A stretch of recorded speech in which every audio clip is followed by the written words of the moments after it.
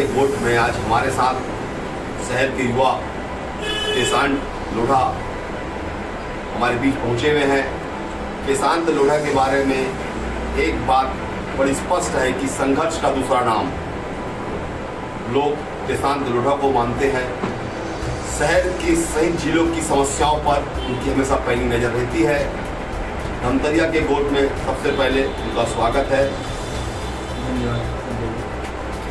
किसान भैया, आपने जिले की समस्याओं को लेकर लगातार मुखर रहे हैं। अभी जिले में जो सबसे बड़ी समस्या जो आप लगातार उठाते रहे, मेडिकल कॉलेज, इसको लेके आपका क्या कहना है?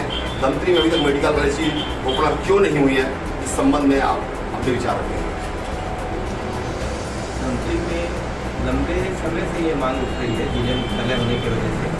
जैसे अन्य जिलों पे मेडिकल कॉलेज की घोषणा प्रधानमंत्री जी के द्वारा होने के बाद में हो रही है, वैसे ही धमतरी के आम आदमी में सभी आदमी के मन में एक भावना ये थी कि धमतरी के अंदर भी प्राथमिकता के साथ मेडिकल कॉलेज की स्थापना होनी चाहिए। अब उस घोषणा में एक महत्वपूर्ण बात ये थी कि सबसे पहले लोकसभा क्षेत्र वाइज देखा जाएगा कि एक लोकसभा क्षेत्र में एक मेडिकल कॉलेज बनाया जाएगा। तो जब घोषणा होने के पहले से हमने लगातार एक विषय को उठाया था कि धमतरी जिले के अंदर में 250 बेड का हॉस्पिटल, किसी भी मेडिकल कॉलेज को बनाने के लिए 300 बेड का हॉस्पिटल अनिवार्य रूप से देखा जाता है। तो हमने प्रशासन के साथ में धमतरी की जनता, सब लोगों ने, वकील संघ ने, अन्य समाज के लोगों ने, व्यापारिक संगठनों ने लगातार प्रयास किया मिलकर कि जिला प्रशासन के साथ एक बातचीत रखें कि ये प्रपोजल धमतरी का जो 250 बेड का सरकारी हॉस्पिटल है उसको बनाए जाने के लिए प्रस्तावित के रूप में केंद्र सरकार को भेजा जाए। पर पता नहीं ऐसी क्या स्थिति निर्मित हुई कि धमतरी से इस टाइप का कोई भी प्रपोजल जिला प्रशासन के द्वारा केंद्रीय विभाग मंत्रालय जो है आयुष, उसमें नहीं भेजा गया, जिसकी वजह से महासमुंद लोकसभा क्षेत्र के अंदर में जो एक मेडिकल कॉलेज बन रहा है वो प्रपोजल महासमुंद लोकसभा क्षेत्र में महासमुंद जिले से भेजा गया, वहाँ बना। अब हम लोगों को ये उम्मीद है कि हर आदमी को ये पता है कि छत्तीसगढ़ के अंदर में नहीं, पूरे भारत के अंदर में जिला मुख्यालय में भी ये बनने जाएगा। तो उसमें पहली प्राथमिकता से जब जिला लेवल पे जब आएगा तो धमतरी जिला के अंदर में भी बन जाना चाहिए। धमतरी जिले की अगर आप रूपरेखा देखेंगे तो 3 विधानसभा यहाँ पे पड़ता है, साथ में बस्तर का बहुत सारा क्षेत्र, बालोद का बहुत सारा क्षेत्र धमतरी के अंदर ही चिकित्सा के मामले में डिपेंडिंग होता है। अगर ऐसा बनता है तो आसपास के क्षेत्रों को भी उसका बहुत लाभ मिलेगा, धमतरी को लाभ मिलेगा। आपको ऐसा लगता है कि धमतरी में अभी तक मेडिकल कॉलेज खुल जाना चाहिए था? जी, आपको और हम सबको पहले से याद है कि बहुत साल पहले सरकारी नहीं लेकिन प्राइवेट जो बठिना हॉस्पिटल धमतरी में बना हुआ है वो बनते बनते किसी लास्ट मोमेंट में किसी सरकारी कागजों में कमी होने की वजह से वो रुक गया था। तो भावना तो यहाँ के लोगों की 20 साल से है कि मेडिकल कॉलेज खुलना चाहिए और वैसी स्थिति भी निर्मित है यहाँ पे कि मेडिकल कॉलेज खुल सकता है। आज 250 बेड का अगर हॉस्पिटल है, आप देखें तो छत्तीसगढ़ में अगर आप काउंट करेंगे जहाँ पर भी नया मेडिकल कॉलेज की घोषणा की है, छत्तीसगढ़ सरकार ने जो प्रपोजल बना के भेजा है, एक पहला धमतरी ऐसा होगा जिसमें सबसे ज़्यादा बेड की हॉस्पिटल की व्यवस्था है।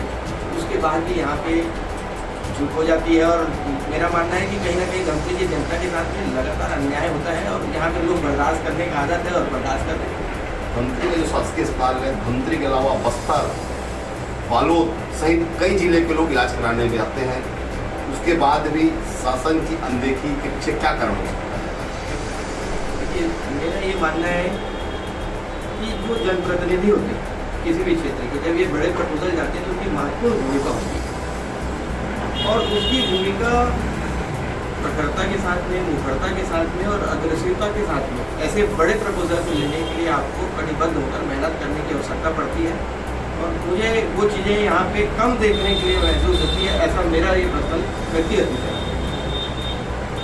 जिले में सबसे पहले आपने CSR फंड को लेकर मामला उठाया था और काफ़ी संघर्षों के बाद जिले वासियों को CSR फंड मुहैया भी हुआ, लेकिन देखा गया कि CSR फंड का उपयोग जो डुबान क्षेत्र के लोगों के विकास के लिए होना था, लेकिन कतिपय लोगों के द्वारा इसका अन्य मदों पे खर्च कर दिया गया, जो काफ़ी संघर्षों के बाद मिला था। इसको लेकर आप क्या कहना चाहते हैं? आपका बहुत ही अच्छा क्वेश्चन है धमतरी के लिए। ये तो CSR के मामले में बहुत बारीक चीज़ और ज़रूरी चीज़ है जो आज हर आदमी को मालूम पड़ना चाहिए, वो मैं आपके बीच में रखा हूँ। देखिए, CSR फंड जो है ना, वो हमारे धमतरी जिले में धमतरी का ये अधिकार है कि CSR का पैसा धमतरी को मिलना चाहिए। आपको कुछ चीज़ें इसमें खुल के बताना चाहूँगा कि ये जो CSR का फंड मिलता कैसे है और ये कौन CSR का पैसा जारी करता है।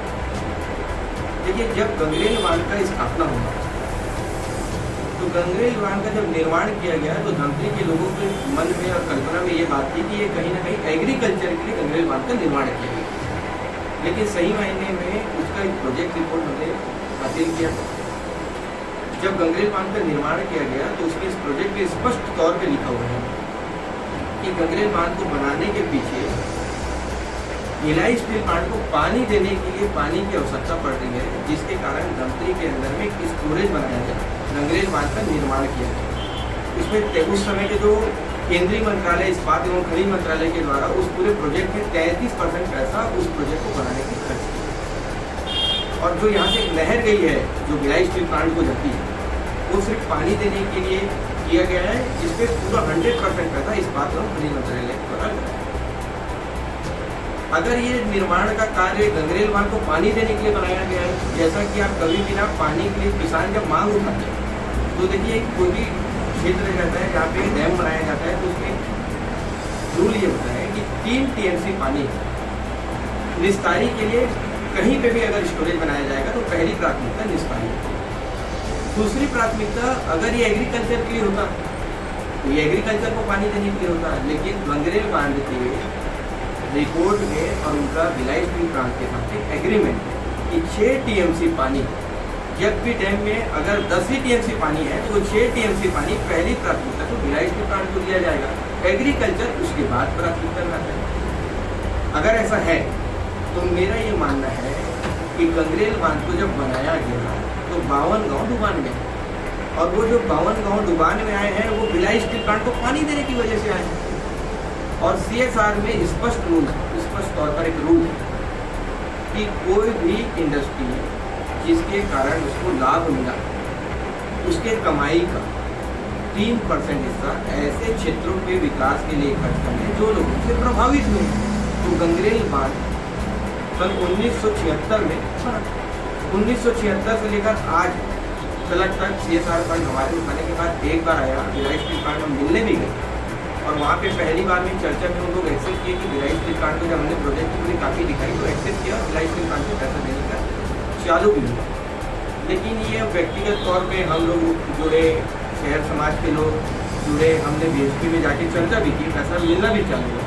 लेकिन सही मायने में इसमें दबाव का जो काम है ना वो जनप्रतिनिधियों का होना चाहिए, या उसमें विधायक आए, चाहे लोकसभा में सांसद आए, जिले में मुखिया के तौर पर कलेक्टर बैठते हैं, उनको इस पर दबाव बनाना चाहिए। वो सब स्थिति उस समय बनी जिसमें कलेक्टर साहब ने काफ़ी सपोर्ट किया वीर सिंह जी ने, और हम लोगों ने BHP चर्चा किया, कठिन देना चालू हुआ। और सर पे ये अगर CSR फंड देखा जाए 176 करोड़ रुपये में धमतरी में हर साल कम से कम 25 करोड़ में मिलना चाहिए, और 25 करोड़ रुपए जो मिलेगा उसमें एक और बड़ी भूमिका मैं आपको बताता हूँ साथ में।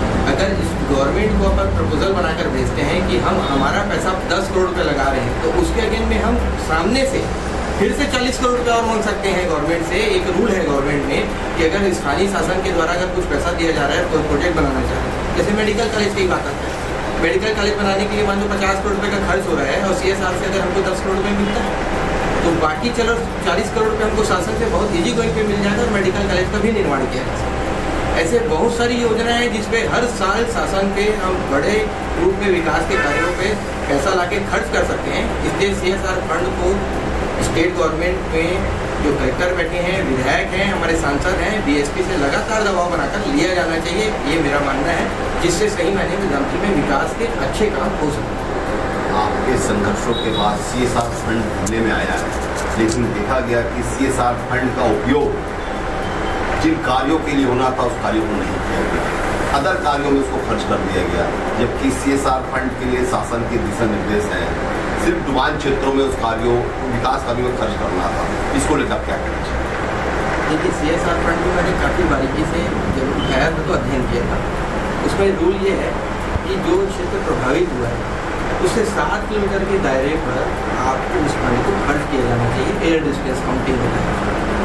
तो वो पैसे के लिए एक रूल ये भी है कि CSR का फंड जब भी आएगा किसी भी क्षेत्र में खर्च करने के लिए तो लोकल क्षेत्र है रेलवे रेक पॉइंट पर धमतरी के लिए रेलवे रेक पॉइंट बनना आने वाले समय में चौमुखी विकास के लिए दस्तक देगा।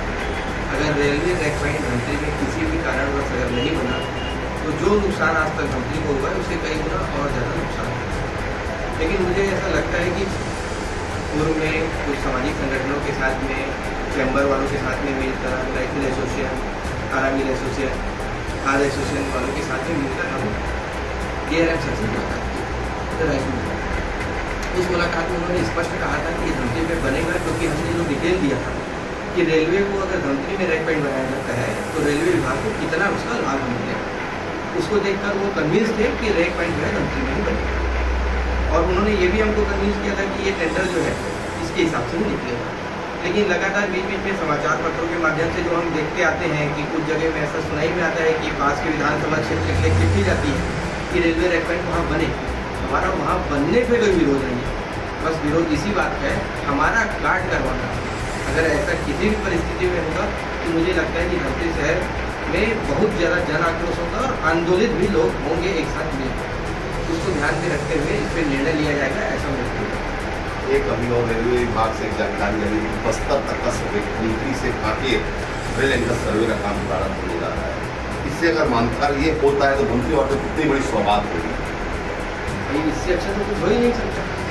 किसी भी बड़े इंडस्ट्री, बड़े व्यापार को डालने के लिए सबसे बड़ा काम होता है ट्रांसपोर्ट का, और रेलवे से सस्ता ट्रांसपोर्ट पूरे भारत में कहीं और दूसरे तरीके से हो ही नहीं सकता। अगर इसको जगदलपुर के साथ में जोड़ा जाता है तो एक बड़ा व्यापार का क्षेत्र धमतरी के साथ में जुड़ेगा और लंबे समय तक इसका लाभ, सही मायने में जो धमतरी अभी विकास के मामले में पीछे है, लोग बोलते हैं, वो अगर 100 साल पीछे हैं तो वो 10 ही साल लगेगा उसको कवर करने में। तो ये बहुत बड़ा सौगात होगा और इसके लिए तो जितना भी धन्यवाद रेल मंत्री जी को और नरेंद्र मोदी जी को दिया जाए वो कम। आज हमारे साथ धमतरी के युवा जुझारू निशांत लोढ़ा स्टूडियो धमतरिया के स्टूडियो में मौजूद थे। उन्होंने जिले की समस्याओं को लेकर बेबाकी से अपनी बात रखी। साथ ही उन्होंने यह भी कहा कि धमतरी की अनदेखी अब बर्दाश्त नहीं की जाएगी।